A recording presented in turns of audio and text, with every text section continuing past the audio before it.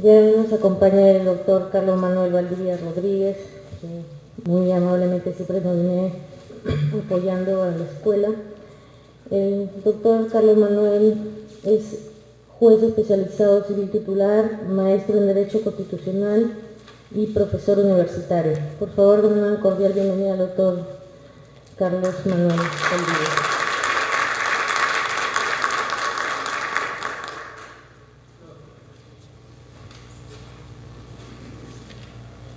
¿Me podrías ayudar un poquito? Creo que estamos bien. Para efectos de poder comenzar.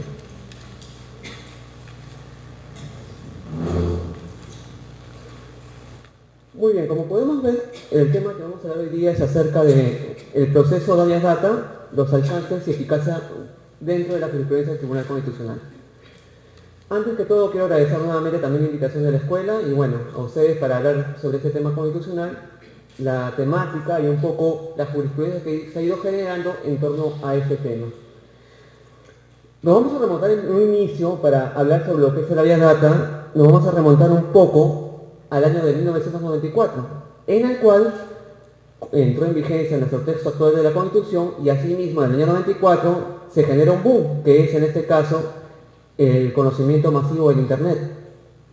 En el año 1994, al aparecer la Constitución, este texto constitucional trae como innovación considerar ya lo que es el habeas data. El habeas data como un mecanismo para acceso a la información de entidades públicas y el habeas data como el derecho que tiene todo ciudadano de poder divulgar información o hacer que esa información íntima, personal o familiar sea restringida y sea resguardada para salvaguardar sus derechos. Y si hacemos el parangón, como les digo, con el Internet también en el año de 1994 se hace masivo, se genera la revolución, en este caso informática, que en un inicio contaba con 25 millones de usuarios, si hablamos de Internet del año 94. Pero sin embargo, a la actualidad esto se supera a más de 3.000 millones de usuarios. Como pueden ver, es el 40% de la población mundial actualmente usa Internet. Por algo muy simple, queremos acceder a un libro, accedemos a Wikipedia. Wikipedia trae actualmente 2.052 volúmenes de textos. Pueden ver toda esa información que almacena, pero esa información también trae riesgos porque puede divulgar información personal o íntima. Esos son los riesgos un poco del Internet, la divulgación de información personal o íntima. Y justamente, dentro de lo que vamos a ver, la temática, un poco el avance histórico y la jurisprudencia, vamos a ver que se han creado mecanismos y jurisprudencia la cual se va a ir generando, se va a ir masificando para dar protección a los posibles casos que se puedan generar, más que todo en el tema de acceso a la información pública y el tema relativo a la autodeterminación o autorregulación informativa. En dicho sentido, pasemos con la primera diapositiva, que nos va a servir en este caso para poder verificar un poco en la parte histórica de esta figura, de este proceso constitucional. Vamos a tener una falla con esto. Ahora sí.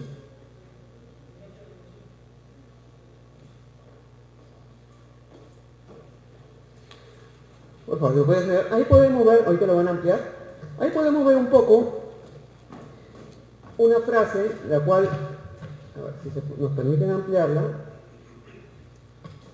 un texto que, vamos a ver un poco la connotación, por favor, la segunda diapositiva. ¿Qué dice? La prensa está traspasando en todos los ámbitos los límites de la propiedad y de la decencia. El chismorreo ha dejado de ser ocupación de la gente ociosa y depravada para convertirse en una mercancía, buscada con ahínco e incluso con descaro, con el fin de entretener al indolente. Columna tras columna se llena de chismes insustanciales, obtenidos únicamente mediante la intromisión en el ámbito privado. Pueden ver que esa frase se le confunde mucho en la realidad actual, pero corresponde al año de 1890, que corresponde a de Harvard Law Review, denominado The Right to Privacy, que fue establecido por Samuel Warren y Louis Brandeis, que es el antecedente de esta acción de garantía constitucional que es el Arias Data. Por primera vez, estos dos estudiantes de la Universidad de Harvard, con sede en Boston, comenzaron a publicar opiniones en relación a lo que era el derecho a la intimidad. En ese tiempo, en 1890, se generó toda una suerte de la prensa que se dedicaba más a publicar aspectos de la vida privada, pero sin embargo no había ningún ente, ninguna persona sobre la cual vertir opinión y generar en este caso doctrina en relación a lo que es el derecho a la intimidad. En dicho sentido, esa frase que puede resultar antigua fue adoptada y tomada por parte de los tribunales norteamericanos. Hasta actualmente se sigue acogiendo los conceptos acerca de lo que es el derecho a la intimidad establecido por Warren y Brandeis. Y debo señalar que en el caso del último nombrado Brandeis, el año de 1916 fue juez de la Corte Suprema norteamericana. Y todas estas ideas, se podría decir revolucionarias en cierto sentido, fueron incorporadas en la jurisprudencia de la Corte Suprema norteamericana. Podemos destacar algunas ideas de ellos, por ejemplo. Ellos establecían que el derecho a la intimidad no se vulnera porque se haga público algo ante un tribunal de justicia, una cámara legislativa o ante las comisiones de dichos cuerpos, ya sea legislativo, ya sea en este caso un tribunal de justicia. Es decir, daba en este caso, delimitaba que las declaraciones que se pudieran brindar no vulneraban el derecho a la intimidad. Por otro lado, también otra cosa que podemos destacar de ellos, que habló por primera vez en relación a lo que era el derecho a la intimidad, en el sentido que este decae con la publicación de hechos efectuados por el mismo individuo en torno a su vida privada. ¿Y eso qué trajo? Trajo como consecuencia que Alemania tomara esa posición y se estableciera ya lo que es la autodeterminación informativa por parte de Alemania. En dicho sentido, esto podríamos decir que es el primer antecedente en torno a lo que es el habeas data, dirigido más que todo a la protección al derecho a la intimidad y que generó lo que es la autodeterminación informativa. Pasemos a la siguiente, por favor. Ahí podemos ver también una frase de un conocido por todos, que es John Locke, en el sentido que podríamos en este caso detallar lo siguiente, que habla sobre que el poder político solo se puede comprender si lo derivamos de su origen, de aquel estado en que todos los hombres se encuentran por naturaleza libremente dotados de las mismas ventajas y por lo tanto depositarios de los mismos derechos. Derechos que otorguen el poder tener a la vista como precedente en las cosas del Estado. ¿Qué nos quiere decir? Nos quiere decir que el Estado a todos los ciudadanos nos tiene que mantener en la igualdad de condiciones. Es decir, el Estado no puede reservarse o mantener información la cual ponga en una situación de desventaja al ciudadano. La información que poseen las autoridades, las entes estatales, no son de ellos, no es de su propiedad, sino corresponden a todos los ciudadanos, por el derecho que tenemos, en este caso, de el acceso a esa información pública. Y tenemos el acceso como un fin democrático y de fiscalización de poder acceder a esa información pública. Y esa información pública, el Estado está en la obligación de darla a conocer y ponerla a disposición de todos los ciudadanos. Pasemos a la siguiente, por favor. Ahí vamos a ver en la siguiente diapositiva la posición de la Corte Interamericana de Derechos Humanos en torno a este tema, en relativo a la información, en relativo al acceso a la información pública. Detengamos lo siguiente, habla de buscar y recibir información. El derecho que tenemos todos los ciudadanos de buscar y recibir información.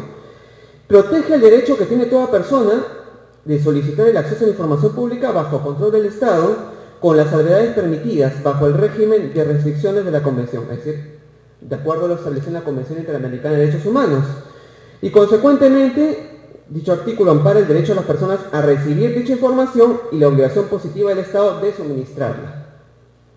Que dice, pudiendo con tal fin de que la persona pueda tener acceso a conocer esa información o recibir una respuesta fundamentada. Es decir, el Estado tiene la obligación de brindar esa información y si en caso no nos quiere brindar, darnos una respuesta informada de por qué no nos puede brindar esa información. Más adelante vamos a ver en qué supuestos el Estado estaría en la obligación de no poder brindarnos esa información. Cuando por algún motivo, permitido por la Convención del Estado, pueda limitar su acceso. Están hablando de que puede existir una limitación válida por parte del Estado de brindar esa información. Su entrega puede permitir a su vez que ésta circule en la sociedad de manera que pueda conocerla, acceder a ella y valorarla. De esta forma, el derecho a la libertad de pensamiento y de expresión contemplada como derecho al acceso a la información. Es decir, habla de varios supuestos. El Estado tiene la obligación de dar acceso a esa información, reservarla en los supuestos permitidos por ley, pero no puede restringir este derecho. Partamos de esa idea. Pasemos a la siguiente diapositiva, que esto nos va a permitir ver lo que contempla nuestro marco constitucional, es decir, la Constitución. El artículo segundo que todos conocemos, que establece los derechos fundamentales, habla de los siguientes aspectos en su inciso quinto, que es el preámbulo de lo que es esta acción de garantía. A solicitar sin expresión de causa la información que requiera y a recibirla de cualquier entidad pública en el plazo legal.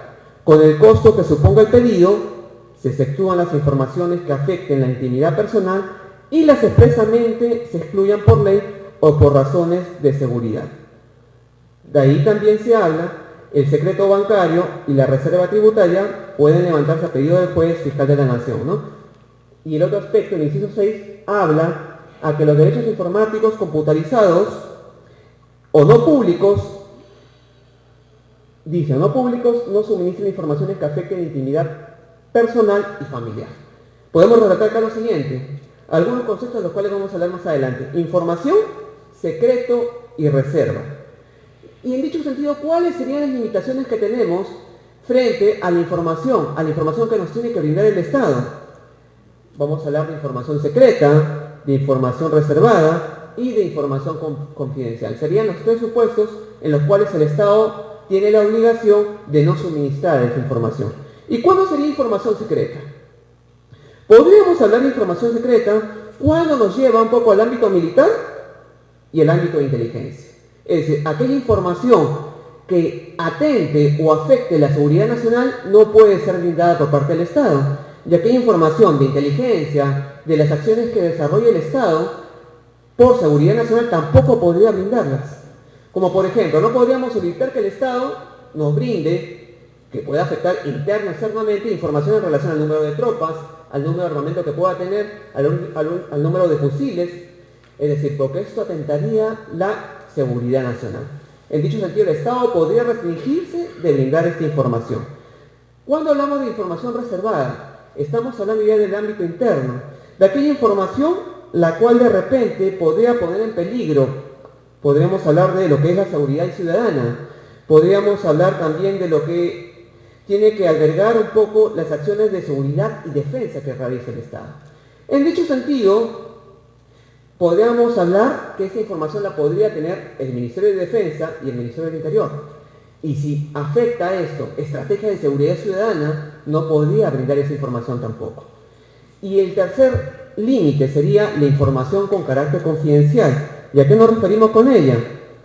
Información bancaria, tributaria, comercial, bursátil, industrial, que tenga ese carácter de confidencial y que pueda de una u otra manera afectar secretos que pueda conservarse, estoy hablando en el ámbito industrial y comercial, a esa empresa, a esa industria para la actividad que desarrollan y que de repente la podrían poner en desventaja frente a las demás empresas dentro del mismo rubro, ¿no? Como por ejemplo, pongamos la receta con el cual vende el pollo, los pollos Kentucky Fried Chicken, no podría ponerlo en conocimiento porque afectaría en este caso su venta, su comercio, y ninguna persona agenciándose ese derecho a la información pública podría solicitar que le brinden esa información industrial con la cual ellos producen sus productos y bueno, que hacen que sea de uso de repente de las personas que existen en esos establecimientos, ¿no? Pero también tenemos que hablar de esto. Esta información que tiene carácter de secreta, de reservada, de confidencial, tiene un plazo. En este caso las entidades tienen el plazo de 5 años para mantener esa reserva.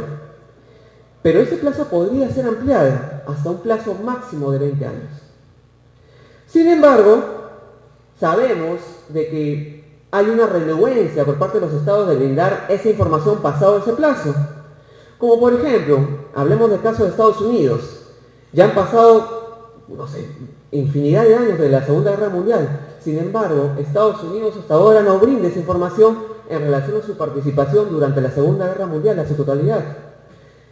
En el caso de Perú, por ejemplo, hace algunos años brindó la información relativa a su participación en la Guerra de las Malvinas.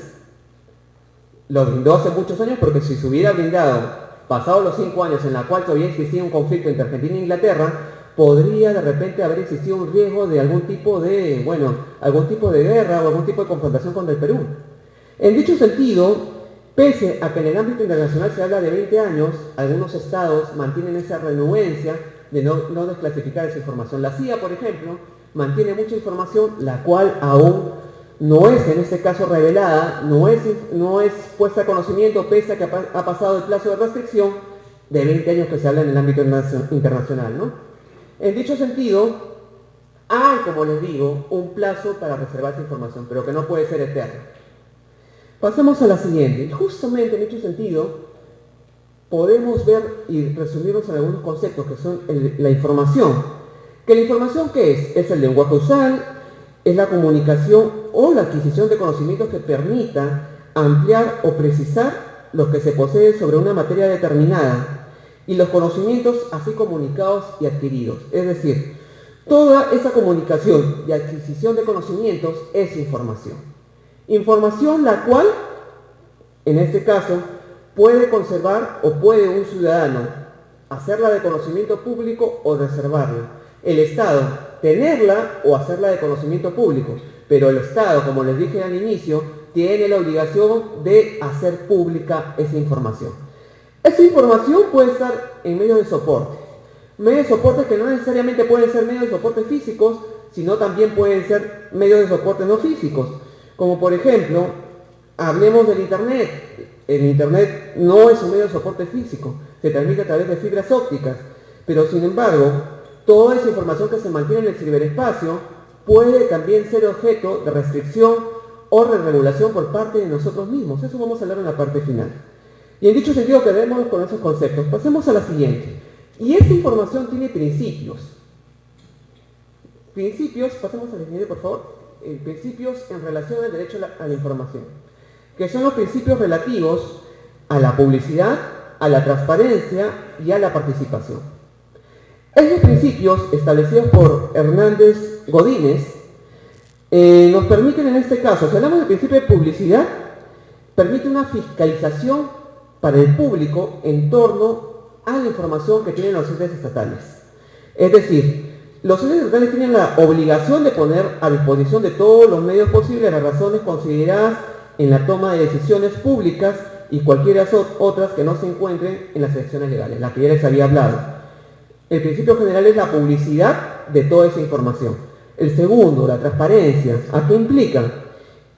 Que permita la revisión, el análisis y detección de posibles anomalías por parte de los ciudadanos en torno al Estado. Como dice ahí, las instituciones públicas deben mantener un sistema de apertura, flujo de información actualizada y de fácil acceso a la población. Y el tercer principio, el principio de participación, que se materializa en la existencia de un amplio acceso a los documentos materiales. Es decir, la población tiene la obligación y el deber de formarse y ser parte de la vida política del Estado en cual viven, teniendo la participación. ¿La participación cómo se ejerce? Teniendo la información. Y en dicho sentido vamos a entrar al tema que nos atañe, después de esos conceptos previos, que es el proceso propio de habeas data. Como lo dije inicialmente, el habeas data establecido en el marco constitucional nos permite dos cosas: acceder a la información pública y nos da el derecho de poder reservar esa información, de poder restringir su proyección o modificarla en dicho sentido. A eso se le llama lo que es la autodeterminación informativa o la autorregulación informativa. Ahí podemos hablar de elementos comunes que podemos ver, que se tiene que observar para accionar esta acción de garantía constitucional.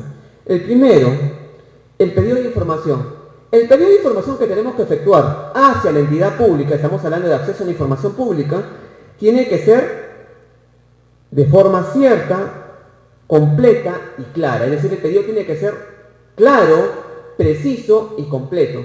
La entidad pública no va a suponer lo que estamos pidiendo. No va a suponer de repente lo que queremos. Tiene que ser clara y precisa ese pedido de información. Y esa información que vamos a solicitar tiene que, en este caso, no hacer que la entidad a la cual vamos a solicitar esa información genere esa información nueva. Como por ejemplo, les pongo un ejemplo que se dio dentro de la jurisprudencia del Tribunal Constitucional. Algunos oficiales de la Policía Nacional que estaban en periodo para ascender comenzaron a solicitar a la policía que les diera información en torno a todos los oficiales que cumplían con los requisitos para acceder a cargo superior, en este caso del tiempo de servicio, en este caso los méritos que habían tenido, los deméritos. Fue denegada esta petición por parte de la justicia, porque consideraba que esa información que se estaba solicitando no reunía las condiciones de ser una información cierta, completa y clara, sino hacía que esa entidad estatal tuviera que proporcionar esa información buscándola, fabricándola, y que muchas veces le iba a invertir tiempo y no era de fácil acceso. Es decir, también implicaba otros aspectos, los cuales eran revelar de repente información la cual podía ser empleada, bueno, en ese concurso público y afectar de repente algunos temas íntimos de esa persona, porque si se pide de méritos, esos deméritos se podrían hacer públicos por parte de los otros postulantes, ¿no? Justamente por ese tema. En dicho sentido, el pedido, como les dije, tiene que ser cierto, completo y claro. El otro punto es la excepción de motivación para la formulación del pedido. Es decir, si hacemos un pedido de acceso a la información pública, ese pedido no tiene que estar motivado, no tenemos que indicar los motivos por los cuales queremos esa información pública, sino únicamente tenemos que solicitar la información sin expresión de causa. Eso lo establece la Constitución, como hemos visto en un inicio. ¿Por qué? ¿Qué generaría si nosotros expresamos motivos o fundamentos de esa información? Generaría de que el ente estatal pueda acoger de repente, si esos fundamentos, esa expresión de motivos pueda ser errada, para denegarse, como ha ocurrido en muchos casos dentro de la jurisprudencia que ha publicado el Tribunal Constitucional. El tercer punto, la entidad pública hacia que se dirige el pedido. Es decir, tienen que ser las entidades creadas por la Constitución. O sea, cualquier entidad pública creada por la Constitución a la cual podemos nosotros tener el derecho de solicitar esa información pública. El otro aspecto es el plazo de la entrega. Aquí sí tenemos que partir de lo siguiente. Vamos al Código Procesal Constitucional. Establece que se tiene que hacer ese reclamo mediante un documento de fecha cierta. Un documento de fecha cierta y que en el plazo de 10 días se haya ratificado dicho incumplimiento para tener habilitada la posición para poder iniciar el proceso de vía data. En dicho sentido, presentamos la solicitud a la entidad pública, pasa el plazo de 10 días, no nos da respuesta, podemos iniciar esta acción. Pero entendamos, documento de fecha cierta que no necesariamente tiene que ser una carta notarial. Esto ya lo estableció el Tribunal Constitucional. Tiene que ser un documento el cual conste el sello de recepción por parte de la entidad estatal, lo cual no nos obliga a que se entienda que tenga que ser una carta notarial. El otro punto es la obligación del pago por el costo que suponga el pedido. Es decir, tiene que haber una equiparidad de condiciones. La entidad estatal a la cual vamos a solicitar el pedido no se tiene que ver perjudicada por proporcionarnos esa información. De repente es un documento demasiado extenso que requiere un número de hojas. Nosotros tenemos que solventar el costo de ese pedido, el costo de las fotocopias, el costo del soporte magnético, si nos van a copiar en un CD o en un disco, tenemos que nosotros soportar ese costo. Pero, sin embargo, ya ha dejado establecido el Tribunal Constitucional de que no puede haber un abuso o un exceso por parte de la entidad estatal que nos va a brindar esa información. ¿A qué nos lleva esto? Nos lleva a que, por ejemplo, por una copia no nos va a imponer la entidad estatal de repente 100 soles, o 20 soles, o 30 soles, o lo que fuera. Podríamos hacer el reclamo para que ese costo se ajuste a los costos reales de la fotocopia y lo que va a llevar a que esa entidad pueda fotocopiar ese documento, de repente 50 céntimos o un sol. Por ejemplo, en el caso de Infocor, que es una entidad privada, la cual nos brinda información crediticia, nosotros también tenemos el acceso a esa información personal de cada uno de nosotros, sin costo alguno. Es decir, no tenemos que pagar de repente los 50 soles o 100 soles que cuesta el informe que da Infocor, sino tenemos que pagar el costo de la impresión. que oscila entre 50 céntimos a un sol, si mal no recuerdo. Pero si este costo sería, en este caso, un costo demasiado alto, el Tribunal Constitucional ha establecido que eso vulnera el derecho al acceso a la información pública y se podría, en este caso, pedir que ese costo se regule al valor actual, ¿no?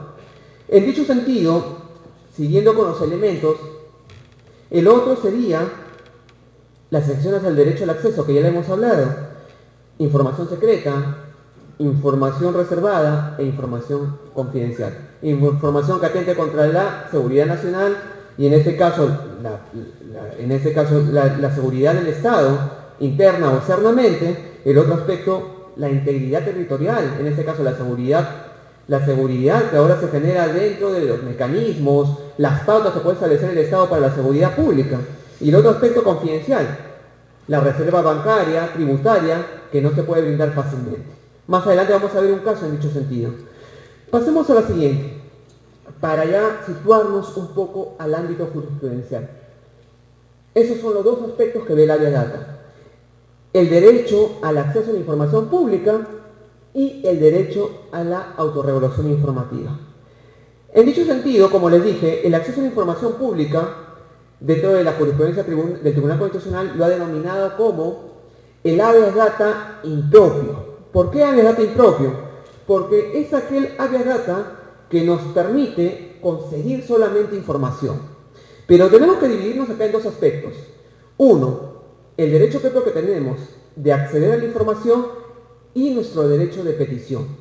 El derecho de acceder a la información es que nos brinden esa información. Y el derecho de petición es de que esa entidad nos dé una respuesta motivada o razonada si nos da o no nos da esa información, nos deniega o nos da esa información. Pero el principio rector de todo esto, en relación a esto, es que el Estado no nos puede denegar de modo alguno el acceso o la obtención de esa información pública que ellos pueden tener, porque como les dije en un principio, la información no nos corresponde a ellos, la información les corresponde a todos los ciudadanos. Y otro aspecto en relación a esto, el Tribunal Constitucional le denomina a este derecho a la información pública, le denomina libertad preferida, justamente por la infinidad de causas que se da y que es un derecho común y al que tenemos todos los ciudadanos, y el Tribunal Constitucional le da preferencia frente a otros derechos que puedan generarse. Otro aspecto que tenemos que tener en cuenta es que podemos acceder a esa información pública de manera individual o de manera colectiva. De manera individual podemos hacerlo cualquiera de nosotros, pero de manera colectiva lo puede hacer cualquier persona agrupada o asociada. De repente todos los integrantes de una universidad, de una facultad, podrían hacerlo también el defensor del pueblo.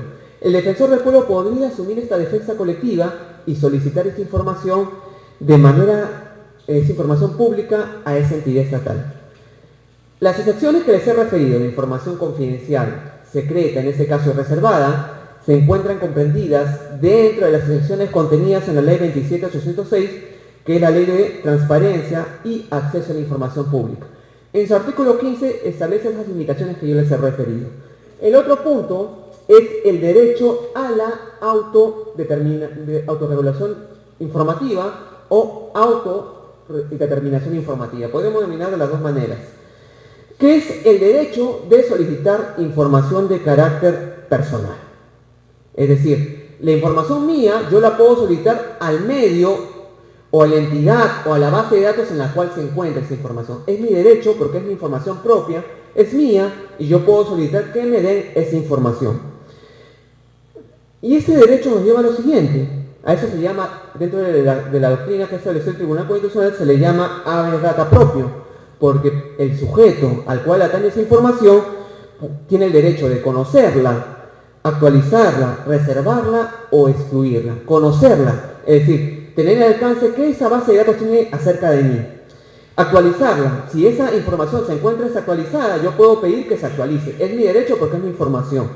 Reservarla, si esa información yo considero que afecta mi derecho al honor o mi derecho familiar, tengo el derecho a reservarla.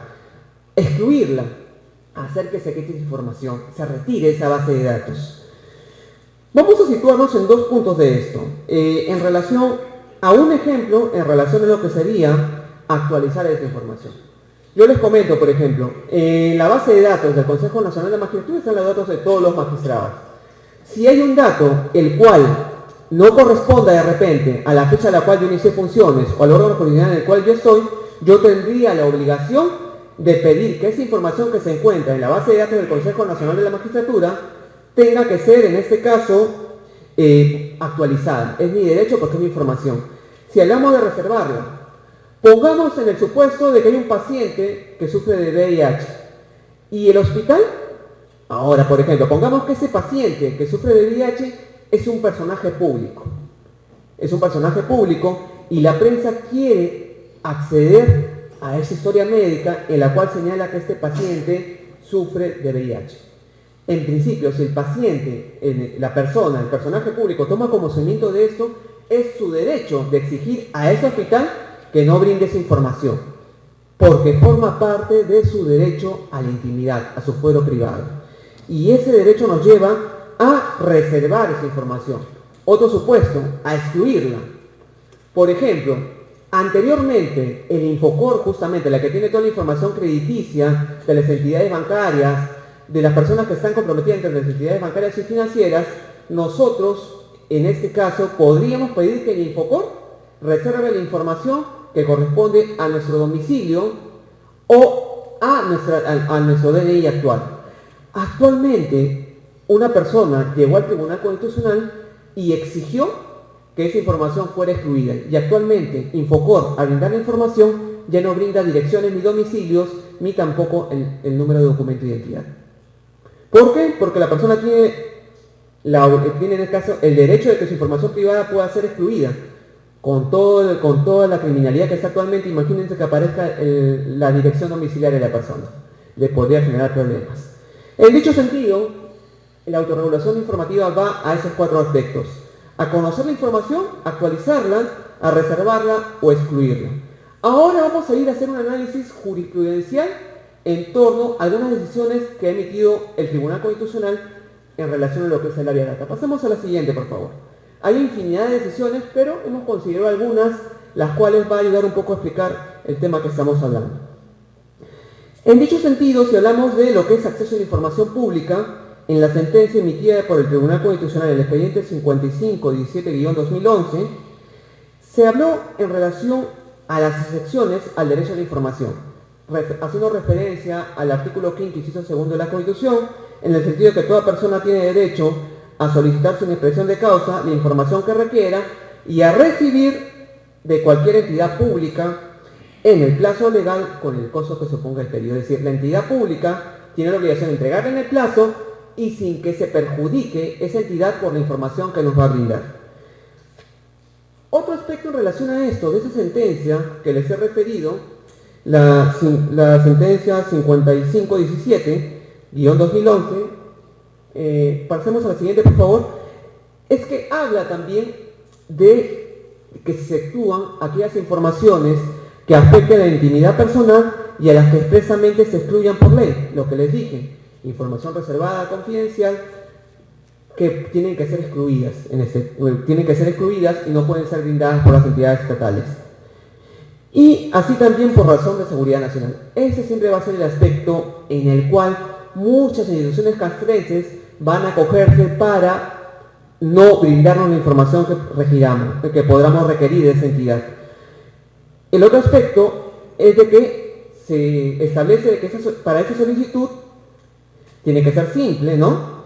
Y la entidad se tiene que ratificar en el incumplimiento de brindarnos esa información, para efectos de poder accionar la acción de alias data. Pasemos a la siguiente, por favor. Esta sentencia también es interesante por una cuestión importante, de que habló, en este caso, que la documentación elaborada a partir de la información de inteligencia, en este caso tiene que ser establecida o catalogada por parte del juez constitucional para establecer si tiene la connotación de información que pueda atañar o, en este caso, albergar o impedir que el Estado revele secretos de seguridad nacional. En dicho sentido, el juez constitucional puede evaluar si esa información tiene el carácter de razón de seguridad nacional para brindarla o no. Y les comento un poco este caso.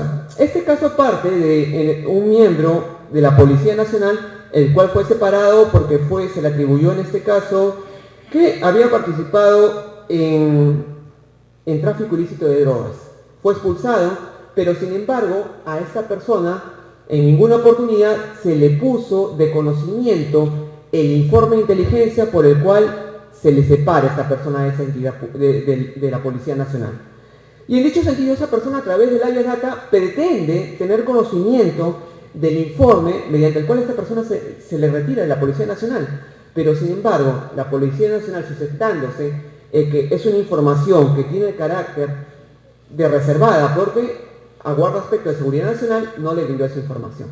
Sin embargo, el Tribunal Constitucional estableció lo siguiente en dicha sentencia, que el informe estableció en este caso de que no necesariamente, si bien ese informe puede tener la connotación de ser un informe que tenga carácter reservado, mediante ese informe se le dio de baja y fue remitido hacia la Oficina de Bienestar de la Policía Nacional y de personal para efectos de dársele de baja a esa persona. Al hacerse de conocimiento público de esas dos dependencias, ese informe ya perdía ese carácter de reservado. En dicho sentido, ustedes pueden ver de que la Policía Nacional muchas veces, y también en el ámbito militar, utilizan ese término de reservado para no poder brindar esa información. Vayamos a un ejemplo muy último, reciente, en una nota periodística, en el cual el Congreso también quiere separar a un ministro porque un medio periodístico reveló información en torno al abuso que se estaba haciendo de los viáticos en la zona de Brae por parte de oficiales en este caso, de la Policía Nacional y por parte también de militares. En este caso, ustedes pueden ver de que si esa información, los viáticos que rinden, en este caso, que rendimos cualquier funcionario público, sea policía, también magistrados, pueden ser de conocimiento público. Y de modo alguno atentaría a la seguridad nacional. Podríamos pedir esa información. Si pedimos de repente la información de los viáticos que se otorgan a determinado funcionario público, está esa entidad en la obligación de otorgar esa información de los viáticos. De repente no necesariamente brindándonos a qué persona corresponden esos viáticos, pero sí en indicarnos los viáticos que pueden percibir esa persona. De repente podría reservarlo un tiempo, pero luego hacerlo de conocimiento público. En dicho sentido, este caso periodístico, esa nota periodística también, hace un abuso en torno al tema de información reservada. Ustedes pueden ver, y al final, esa acción que han interpuesto contra esos periodistas, ya sabemos el resultado que va a tener. Porque esa información, al no tener, el juez va a evaluar si esa información no tiene la connotación de reservada, va a proceder a desestimar esa información. Y para eso tenemos que recurrir a la Ley de Acceso a la Información Pública, la que le dice referencia en un inicio, la cual establece los parámetros para que esa información pueda ser reservada o excluida de ser de acceso a la colectividad mediante la Ley de Acceso a la Información Pública. Pasemos a la siguiente diapositiva, por favor, que también habla del tema de acceso a la información pública, que es la sentencia expedida en el expediente 1797-2002. ¿Qué nos señala en precisión? Nos dice que cuando se trate de un derecho individual en el sentido que garantiza que nadie sea arbitrariamente impedido de acceder a la información, nadie sea arbitrariamente impedido de acceder a la información, que se guarde, mantenga o elabore en las diversas instancias o organismos que pertenezcan al Estado, sin más limitaciones que aquellas que se han previsto como constitucionalmente legítimas, la que les hice referencia. En dicho sentido, el derecho a la información tiene una dimensión colectiva, ya que garantiza el derecho de todas las personas de recibir información necesaria y oportuna. Partamos de lo siguiente. Dice, nadie puede arbitrariamente ser impedido de recibir esa información pública. Ninguna entidad estatal puede impedirnos acceder a información pública, con las limitaciones que ya les dije. Esas serían las únicas limitaciones, no otras que puedan existir. Pasemos a la siguiente, por favor. Que acá vamos a ver en relación a la vía previa en el proceso de vía data. ¿Y cuál es la vía previa en el proceso de vía data? Que establece esa sentencia 6687-2013 de la Corte Superior de Justicia de Junín, que establece que el acceso a información pública requiere, en este caso, la petición que se haga a esa entidad estatal por parte de se hace el requerimiento a la persona que custodia esa información, y el cual tiene que exigirnos para ese agotamiento de esa vía previa que le remitamos la carta, y que se mantenga la renuencia dentro del plazo de 10 días para brindarnos esa información, para que de esa manera estemos habilitados para poder interponer la acción de áreas data que estamos haciendo referencia. El requerimiento, como les dije, tiene que ser a través de un documento de fecha cierta y tiene que existir la negativa de otorgar esa información. Documento de fecha cierta que no necesariamente tiene que ser una carta notarial. Pasemos a la siguiente, por favor. La siguiente diapositiva nos va a permitir tomar conocimiento de la sentencia expedida en el expediente 4012-2009. Acá hay algo interesante en esa sentencia, que habla que los funcionarios públicos se encuentran en la obligación de redireccionar una solicitud de acceso a la información pública a los canales correspondientes. ¿Qué se genera de repente? Solicitamos la información pública de repente a una persona a la cual no le compete. Sin embargo, por eso la entidad estatal no nos va a poder denegar acceder a esa información pública. Si le hemos dirigido de manera errónea o incorrecta, tiene que redireccionar esa información dentro de su aparato estatal, dentro de su aparato organizacional, hacia la persona correcta que es la encargada de brindarnos esa información. No nos pueden denegar la información por el hecho que la hayamos dirigido a la persona incorrecta. Eso ya estableció el Tribunal Constitucional, y si desconocemos de repente quién es la persona encargada de brindar la información dentro de esa organización estatal, la entidad estatal está obligada a dirigir la carta o el documento que hemos remitido hacia la persona competente para que nos otorgue y nos brinde esa información. Pasemos a la siguiente diapositiva, la cual nos va a permitir ver lo que es el principio de publicidad. La sentencia emitida en el expediente 2814-2008, vamos a dar lectura porque me parece interesante, que habla acerca del principio de publicidad, que dice que es propio de la cultura de la transparencia, cuyo extremo opuesto es la cultura del secreto. Costumbre muy arraigada en la realidad de la administración pública en nuestro país. Esta llamada cultura del secreto supone erróneamente que la documentación sobre el funcionario de las instituciones públicas le pertenece al servidor público y que se debe evitar que tal información pueda ser revelada y expuesta a la opinión pública. Es decir, está hablando acá de que esa información, erróneamente dentro del secreto, de la cultura del secreto que existe dentro de la administración pública, no hace que esa información sea propia de la entidad, sino que la entidad tiene la obligación, si bien es cierto, conserva esa información, tiene la obligación de entregarla y hacerla de conocimiento público. Otro aspecto que dice es de que no obstante es arraigada en numerosos empleados públicos esta costumbre, ¿no? Y debe haber un cambio de paradigma, lo que resulta imposible tan solo con la emisión de normas tan importantes como la Ley de Acceso a la Transparencia y la Información Pública.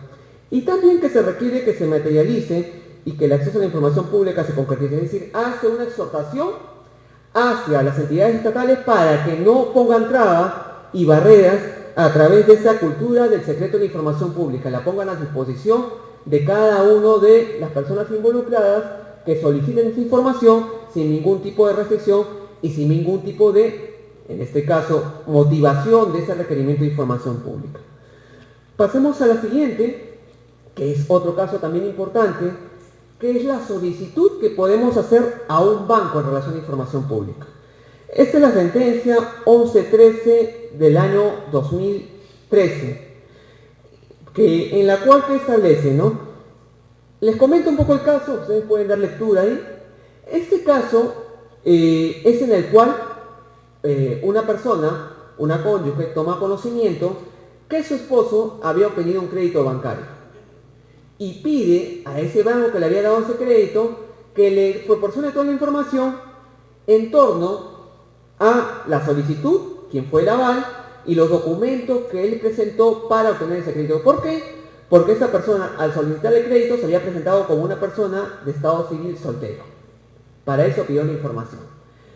Esto justamente en relación a lo que es el secreto bancario fue denegado en Trujillo en primera y segunda instancia. Fue denegada dicha petición.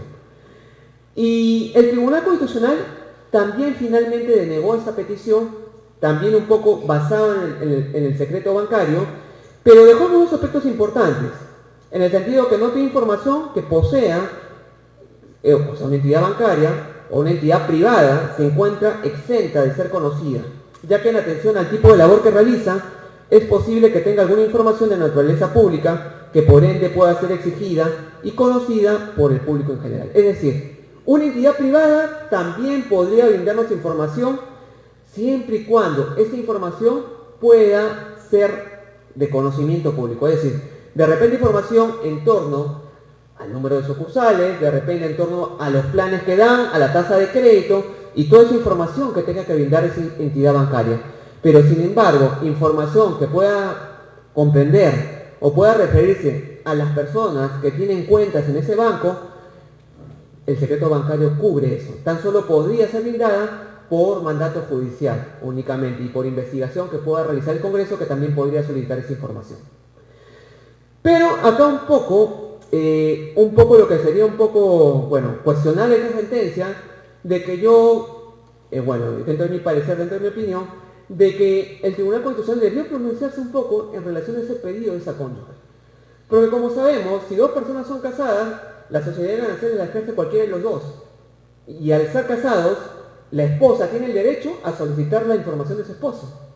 Pero sin embargo, ese tema no se dilucidó en esa sentencia. Hubiera sido interesante, pero no hay un pronunciamiento de ese tipo por parte del Tribunal Constitucional. Ahora pasemos a la siguiente, también que tiene que ver en torno a las personas jurídicas privadas. ¿Cuál sería una persona jurídica privada?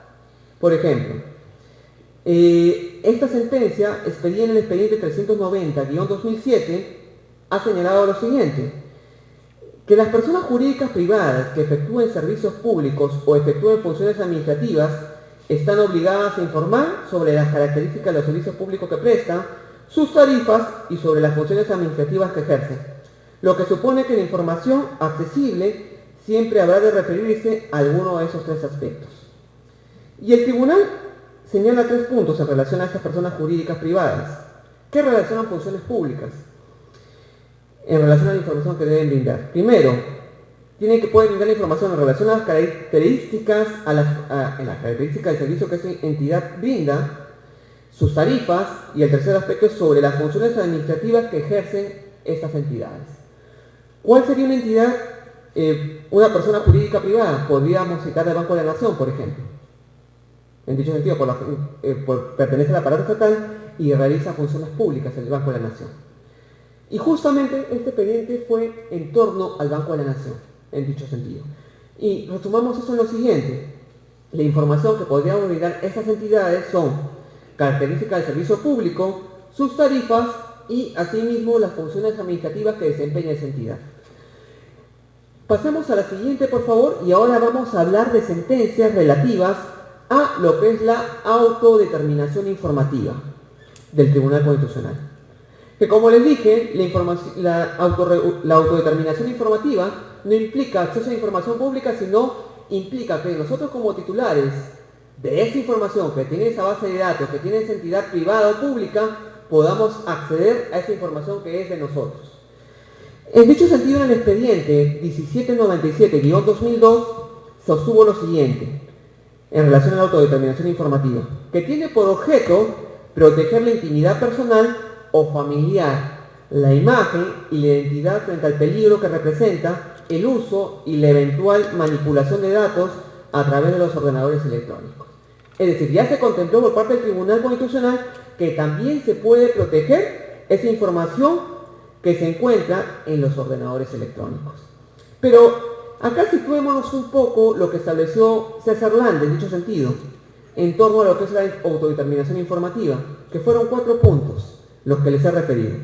Acceder a la información pública, actualizar la información, corrigiendo datos caducos, obsoletos, que no puedan servir ya para la situación actual de esa persona, rectificar la información con el propósito de corregir los datos inexactos, erróneos o inapropiados, y el 4º punto, excluir la información con la finalidad de borrarla o impedir la difusión de datos sensibles que afecten el derecho de identidad. Algunos que somos del Poder Judicial, si accedemos a la base de datos que se conserva de cada uno de nosotros dentro de la página web del Poder Judicial, podemos ver de repente que se conservan datos de años atrás, que de repente no se condice a la situación actual laboral que tenemos, a la situación académica o a los aspectos que podrían comprendernos a cada uno de nosotros. Dentro de esta autodeterminación informativa podríamos hacer que se varíen esos datos. De repente, si la foto que se encuentra es cuando ingresamos y actualmente nuestra apariencia física no es así, podríamos también pedir que esa foto sea cambiada a través de este derecho que tenemos a la autodeterminación informativa. Otra sentencia que habla, pasemos al siguiente por favor, es la 4739-2007, que habla también de la autodeterminación informativa. ¿Qué señala en este caso? En el fundamento 2 y 4. Señala que las facultades que tiene toda persona para ejercer el control sobre la información personal que le concierne, contenida en registro, ya sea público, privado o informático, a fin de enfrentar las posibles extralimitaciones de los mismos, se encuentra estrictamente ligado al control sobre la información como una autodeterminación de la vida íntima de la esfera personal. Como les dije, esta autodeterminación informativa va ligada al derecho a la intimidad personal que tenemos todos nosotros.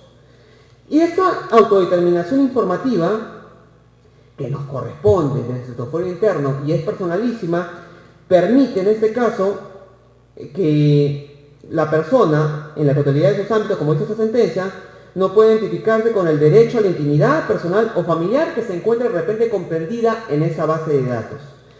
Ya que por un lado, esta protege el derecho a la vida privada, el derecho a la autodeterminación informativa, para buscar garantizar la facultad de todo individuo de poder preservarla, ejerciendo o controlando el registro, uso o revelación de datos que lo conciernen en dicho sentido.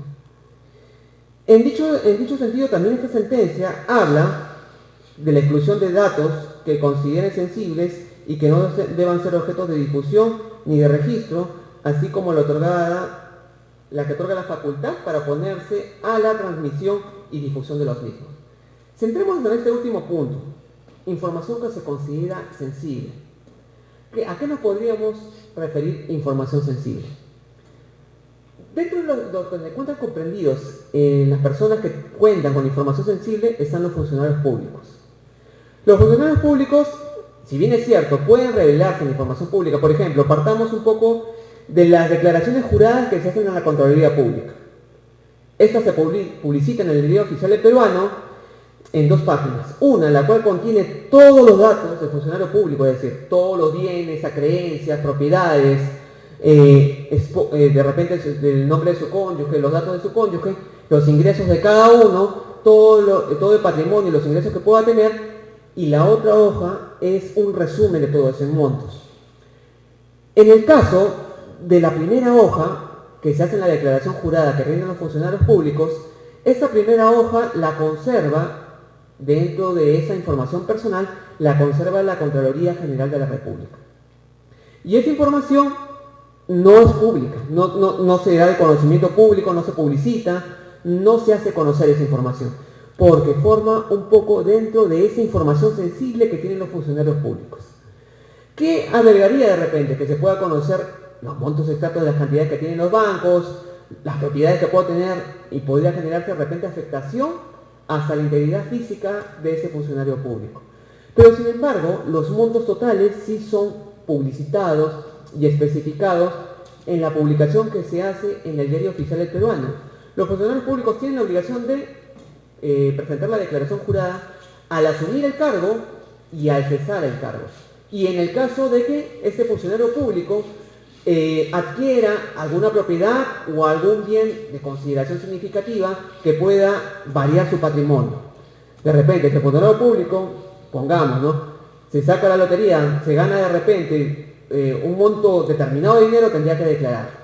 Para esa transparencia que tiene que tener el funcionario público. Pero esa información personal, en cuanto a cantidades, montos, donde se encuentran ubicadas las propiedades, forma parte de esa información sensible. Pasemos a la siguiente, que también tiene que ver con la autodeterminación informativa. Expedida en la sentencia 1979-2002. ¿Acá qué habla, no?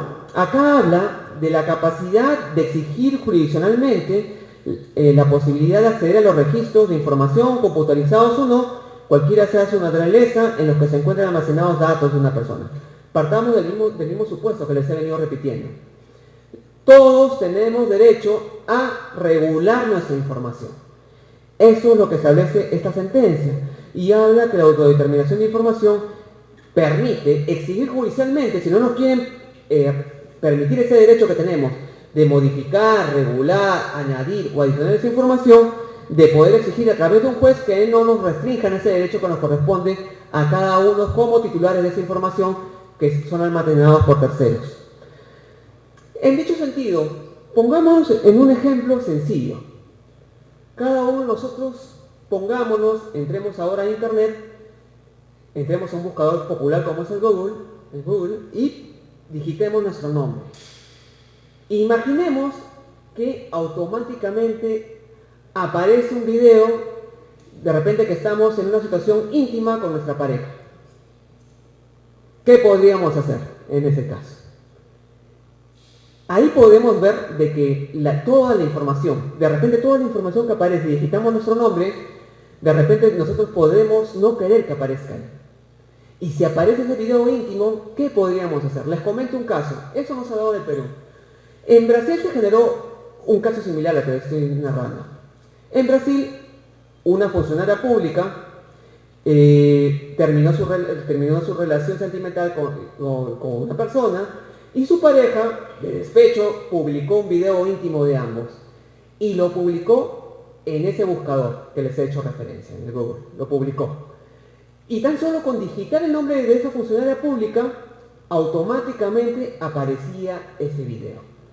En dicho sentido, dicha funcionaria pública demandó a este buscador y demandó a su expareja. Este caso llegó hasta la Corte Suprema, hasta el Tribunal Supremo brasilero.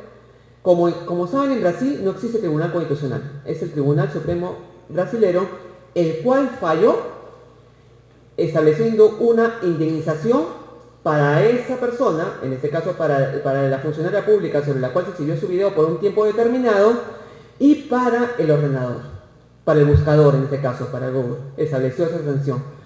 Pero ¿qué alegó en ese procedimiento Google?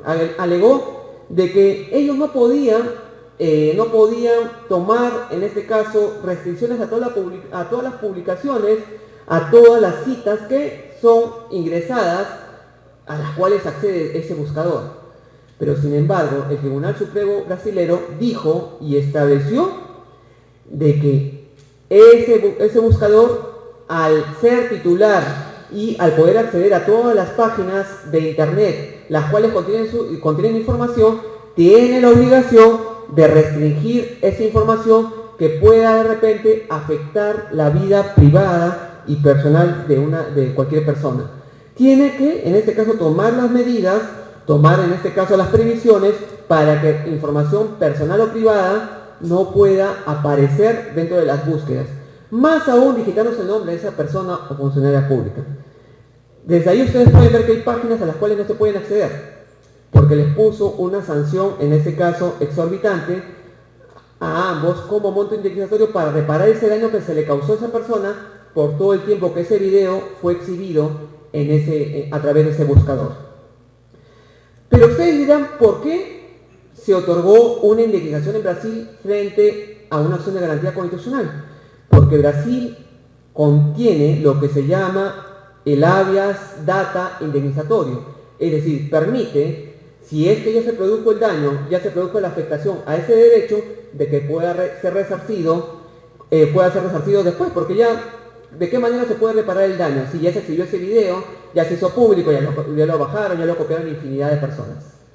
Ahí se estableció eso. En cambio, a nivel nacional, en los procesos constitucionales, no se establece la indemnización. Es decir, si el Tribunal Constitucional considera que hay algún aspecto que pueda causar algún tipo de daño, deja abierta la posibilidad de que a través de la vía ordinaria se pueda pedir un resarcimiento o una indemnización. Les pongo un ejemplo que se dio dentro de la jurisprudencia a nivel nacional, de que hubo un caso de una persona a la cual una de estas tiendas comerciales, bueno, se publicó ese caso, se publicó esa sentencia, fue en las tiendas por departamento Ripley, le exigía el cobro a través de cartas, las cuales lo amenazaban que iban a iniciar acciones judiciales, embargos y medidas cautelares sobre esa persona si no pagaba. Frente a esto, esta persona denunció ante Indecopi esta afectación a su derecho como consumidor y a sus derechos personalísimos en este caso, y llegó al Tribunal Constitucional posteriormente que Indecopi determinó de que era una práctica abusiva por parte de esta tienda de departamentos de estudio jurídico de hacer ese tipo de requerimientos, los cuales no tienen ninguna facultad, sino únicamente lo tiene el Poder Judicial. Dejó abierta la posibilidad, o en este caso, dejó abierta la posibilidad cuando llegó al Tribunal Constitucional de que esta persona, frente a esa afectación, a ese derecho personalísimo, pudiera pedir una indemnización por ese daño. Y obtuvo esa indemnización por ese daño, para resarcir. Pero sin embargo, los procesos constitucionales a nivel nacional no permiten, frente a lo que son procesos de jurisdicción de la libertad, como establecía Capelletti, amparo, habeas data, cumplimiento o habeas corpus, no permiten ningún tipo de resarcimiento económico. Nos deja abierta esa posibilidad para poderlo hacer a través de la vía ordinaria, a través de un proceso de indemnización en la vía civil. Y para finalizar esto, dentro de todo lo que hemos hablado, dentro de todos los conceptos que hemos tratado acerca de lo que es el habeas data, el acceso a la información pública y la autodeterminación informativa, podríamos hablar, por ejemplo, de que en este aspecto último que les dije, hay un vacío por parte del Tribunal Constitucional. Aún no se ha legislado, aún no se ha referido, no se ha emitido jurisprudencia, básicamente en torno de repente a información difamatoria que podría existir en Facebook, en las redes sociales, en Twitter, en relación a cada uno de nosotros, ¿no? Actualmente se dio en la época electoral que se agraviaba a los candidatos a través de tuiteros, a través de personas que accedían al Facebook, porque lo que estas redes sociales permiten de repente que se pueda ocultar la información a través de seudónimos, que no pueda aparecer el nombre.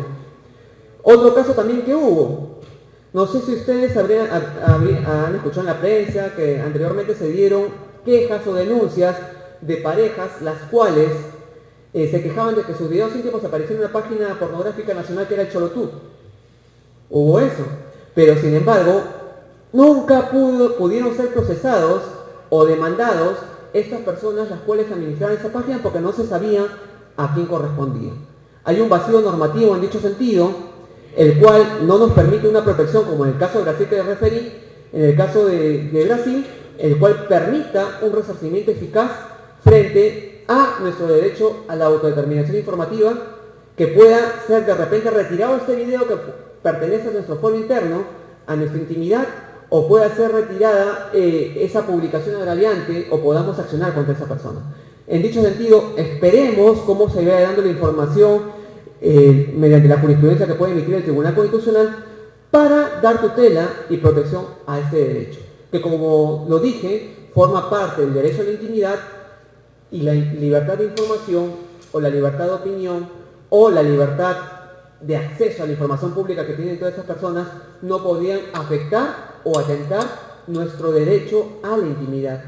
Que tan solo aparezca en las publicaciones que hacemos la información que nosotros queremos que aparezca, pero no la información que nosotros no autorizamos o la información que nosotros no la brindamos de manera voluntaria. Yo les comento para finalizar,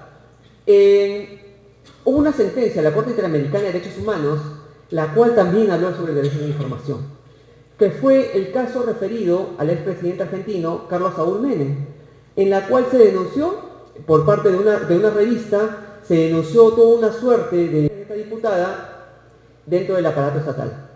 Pero la publicación que hizo la prensa tuvo un carácter de sensacionalista en ese momento, de farándula, que publicó que Menem tenía un hijo extramatrimonial con esa diputada. Y para eso utilizaron fotos públicas en las cuales aparecía Menem y en la parte inferior aparecía la diputada y el menor. Aparecían en todas las imágenes públicas que fueron, en este caso, difundidas en ese semanario. Menem demandó a este medio periodístico y la Corte Suprema, en este caso Argentina, le estableció una indemnización millonaria que superaba $1 millón. Este medio periodístico llegó hasta la Corte Interamericana de Derechos Humanos y obtuvo que esa sentencia fuera, en este caso, fuera declarada nula y que se diera otro pronunciamiento. Porque, si bien es cierto, el funcionario público, pese a ser funcionario público, por el hecho de ejercer ese cargo, puede ser fotografiado en cualquier actividad pública que realice. Puede ser fotografiado más aún por esa condición que tiene.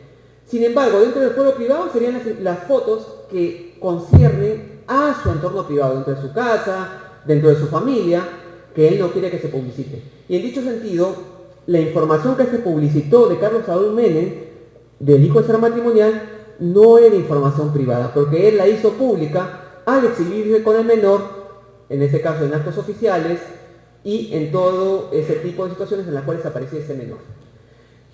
Y asimismo, había un acto de lavado de activos, porque al parecer, como les comenté, existía bastantes familiares de esta diputada argentina con la cual supuestamente Carlos Saúl Menem tuvo el menor, estaban en cargos dentro del aparato estatal. Y lo otro, Carlos Saúl Menem había contratado un seguro por 5 millones de dólares para favorecer a ese menor. Y la diputada argentina denunció el robo de joyas por más de $1 millón.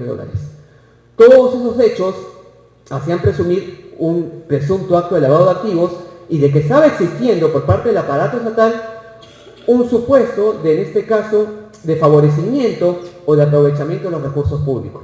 Y la Corte Interamericana falló de que no había afectación a la vida privada, al fuero, a la intimidad de Carlos Saúl Menem, y que el derecho a la libertad de información desarrolló claramente ese derecho, estableció que estaban en la facultad de publicitar esas fotos.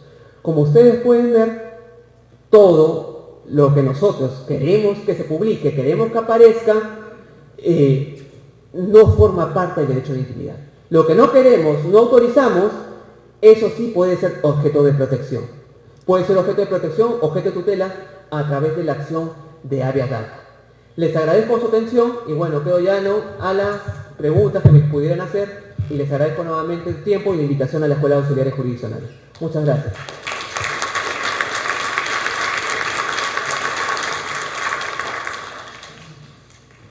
¿Me tuviera que hacer una pregunta?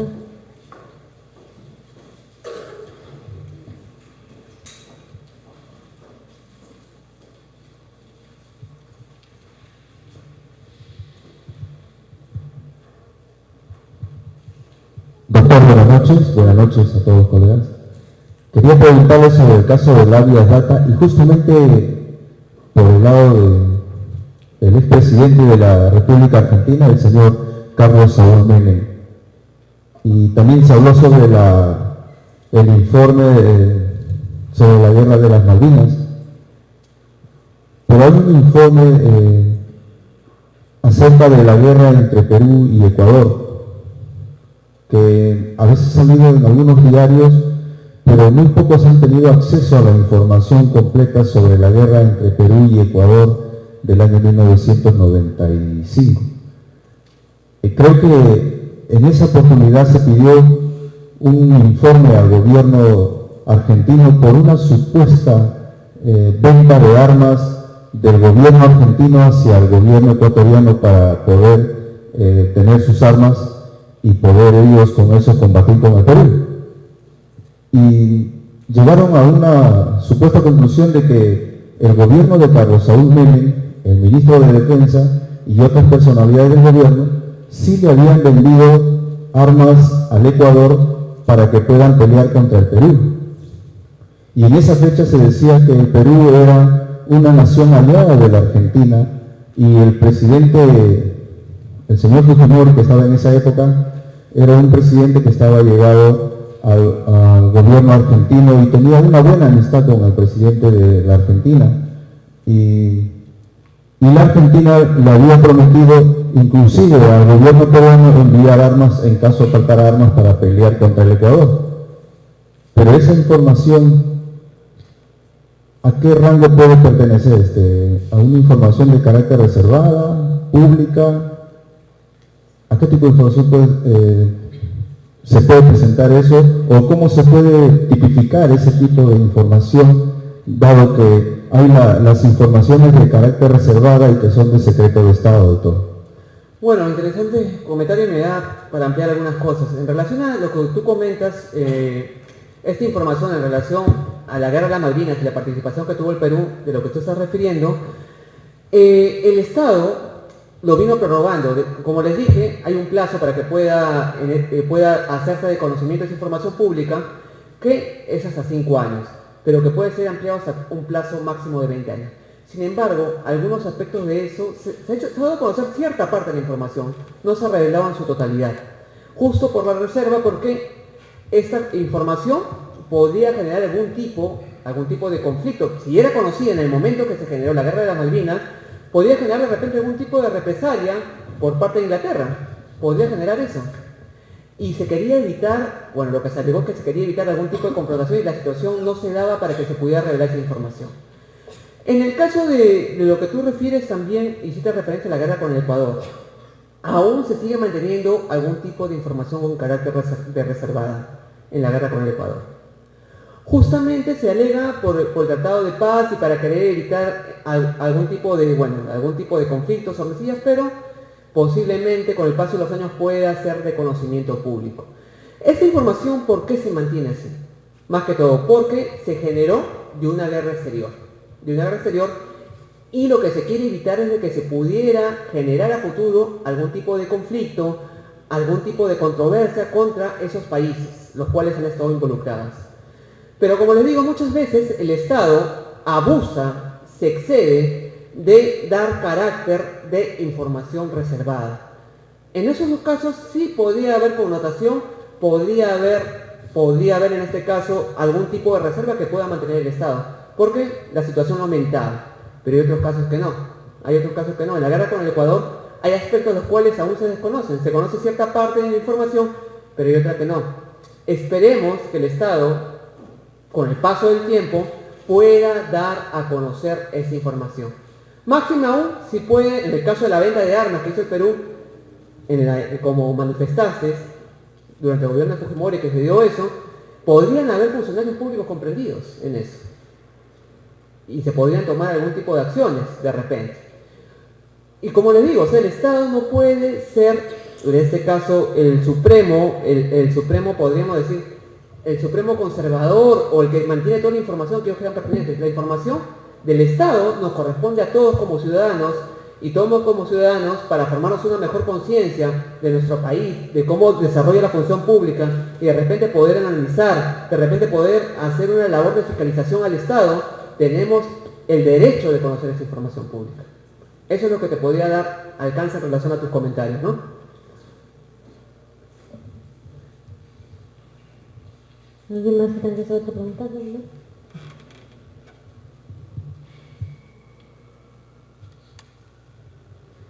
Bueno, no hubiera más preguntas, me queda agradecer la participación del doctor Carlos Valdivia Rodríguez, haciendo la entrega de un certificado en agradecimiento a su apoyo y valiosa disertación a la Escuela de Auxiliares. Doctor, muy agradecido por su participación. Muchas gracias. Muy agradecemos la participación a todos, la asistencia a todos ustedes. Muchas gracias.